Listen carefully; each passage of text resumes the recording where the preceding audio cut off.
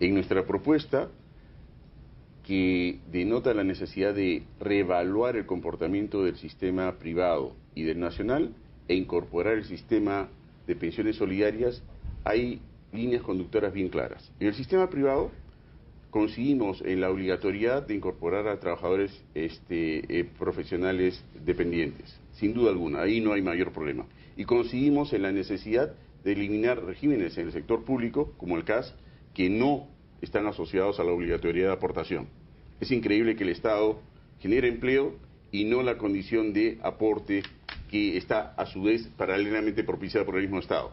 Primero. Segundo, lo que estamos proponiendo es que en el Sistema Nacional de Pensiones, bien, se homogenicen, se igualen las condiciones para el acceso a la pensión mínima. El sistema, ¿Cómo es eso? con respecto al sistema privado, en el Sistema Nacional se puede acceder con 20 años de aporte a la pensión mínima. Bien, 417 soles aproximadamente. En el sistema privado, eso no es para el 100% de trabajadores. En la actual ley, solamente esa posibilidad la tiene quien se inició en el Sistema Nacional de Pensiones y luego se trasladó al sistema privado de pensiones.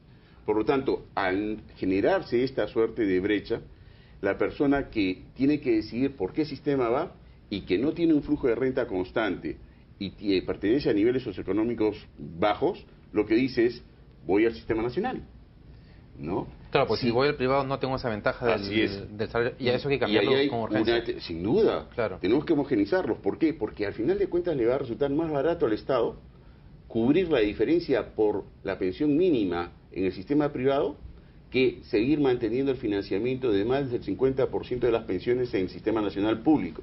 Entonces, ahí hay una alternativa que observar. Y el tercer elemento de nuestra propuesta integral de reforma del sistema privado de sistema de pensiones es incorporar el sistema de pensiones solidaria que te hemos reseñado, donde hemos encontrado también un tercer mito que hay que derribar. La gente cree que acá, bajo el concepto norteamericano, ingreso individual, aporte individual. No.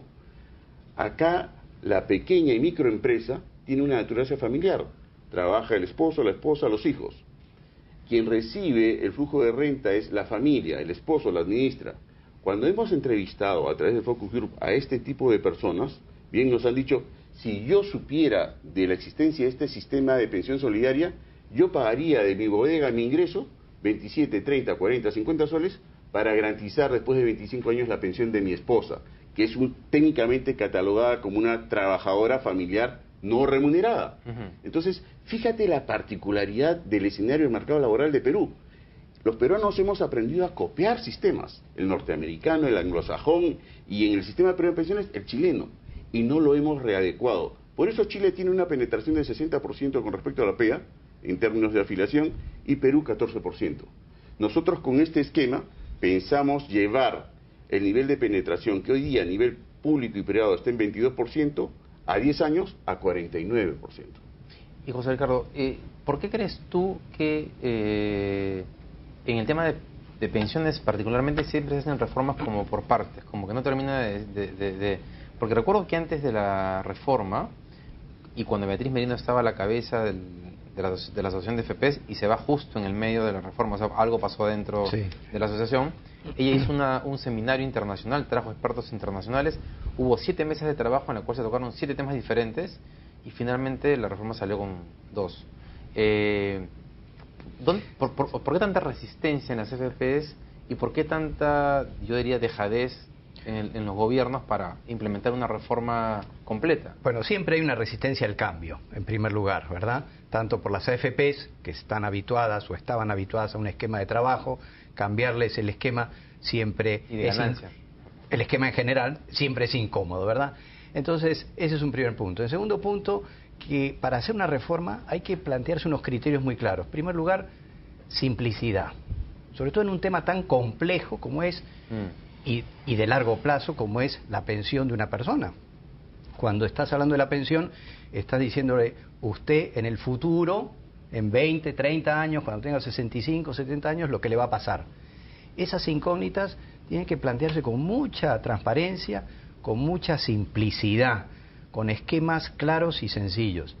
Por ejemplo, una cosa que nosotros planteamos también, si de la pensión, del monto de la pensión, una persona pudiera tomar parte de ese dinero para una enfermedad incurable propia, eso sería algo muy importante. Pero además... Del fondo.